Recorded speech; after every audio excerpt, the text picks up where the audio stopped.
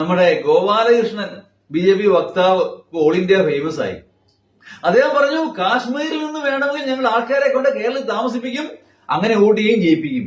അദ്ദേഹം അത്ര ഉദ്ദേശവും സംശയമാണ്. എങ്കിൽ പോലും ആ വീഡിയോ കൃത്രിമമായിട്ട് AI ഉപയോഗിച്ചുണ്ടാക്കിയതാണെന്നാണ് കേന്ദ്രമന്ത്രി കിരൺ റിജിജു പറയുന്നത്. അത് ഗോപാലകൃഷ്ണൻ നിഷേധിക്കുകയില്ല, അദ്ദേഹം പറഞ്ഞത് തന്നെയാണ്. എന്ന് പറഞ്ഞാൽ ഏത് വിധേനയും ഞങ്ങൾ അധികാരം പിടിച്ചെടുക്കും. അങ്ങനെ അധികാരം പിടിച്ചെടുത്തുകൊണ്ടിരിക്കുകയാണ്. ഹരിയാനയിൽ പിടിച്ചെടുത്തു. 20 ലക്ഷത്തിലേറെ വോട്ടുകളാണ് അടിച്ചു മാറ്റിയത്. പല മണ്ഡലങ്ങളിലും കോൺഗ്രസ് സ്ഥാനാർത്ഥികൾ തോറ്റത് 100, 500, 1000 ഒക്കെ വോട്ടിനാണ്.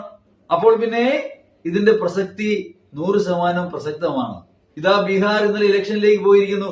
അവിടെ എങ്ങനെയാകുമെന്നുള്ളത് കണ്ടു തന്നെ അറിയേണ്ടിയിരിക്കുന്നു. ഇതൊക്കെയാണ് ഇതിന്റെ ഭരണഫലം എന്ന് പറയുന്നത്. പല സംസ്ഥാനങ്ങളിലും സംഘടിതമായി ബി.ജെ.പി. വോട്ടുകൾ കൂട്ടിച്ചേർക്കുകയോ വെട്ടിമാറ്റുകയോ ചെയ്യുന്നു.